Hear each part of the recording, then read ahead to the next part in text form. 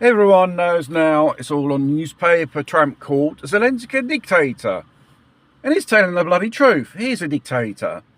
Which, with the Maidan coup, after a few years was elected, and they kicked out the pro-Russian government, with the CIA and Victoria Nuland and George Soros and other intelligence service of the West.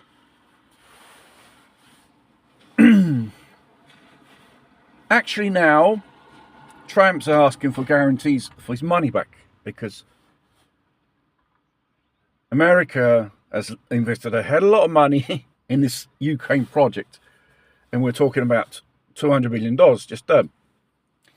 And obviously all the money of the East as well, continue funneling. Doesn't make no difference. The Russians advance and gain more Ukrainian territory. And 70% of these so-called resources are in the hands of the Russians. And Zelensky's got nothing to bargain with. Even if you go at the peace table, or even you have to sell yourself out to Washington. Practically the whole country is on sale due to the debits which accumulated due to this conflict with Russia in the last 3 years. And what about the costs of civilians in Ukraine forced to be drafted and absolutely to be slaughtered on the battlefield? They say a person has 5 hours of living on the battlefield, and then they get shot. They get killed in action. And those who want to send peacekeepers or more money and whatever else, they just want war. And obviously the Europeans, the people, do not want war. And we have the British, French and the Germans say, put on the table, we're going to send our peacekeepers, the regular soldiers in Ukraine. And you think the Russians will accept that? No. There are the Minsk treaties which were done years ago and never respected by the West. That means the 4 speaking language regions of Ukraine should be recognised as separate republics. They shouldn't join NATO, nor even the EC. And you've got the von der Leyen today on ready to resign,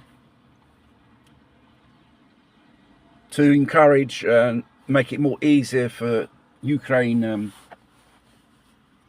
to join NATO. Seeing Trump and Putin are talking with various delegations, the problem on the table is those countries which join 1919 afterwards NATO, the Americans are going to withdraw their soldiers. And also Europeans don't like this. But they love to be babysit by the Americans. And obviously Trump turned around and said, you have reached the age of consent. You can defend yourselves. You can spend more money on your own defence, which currently is 2.5%, and they have to boost up to 5%.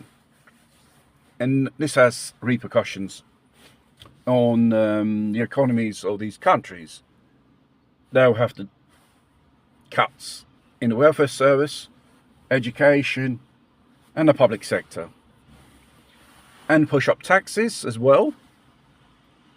And even the idea of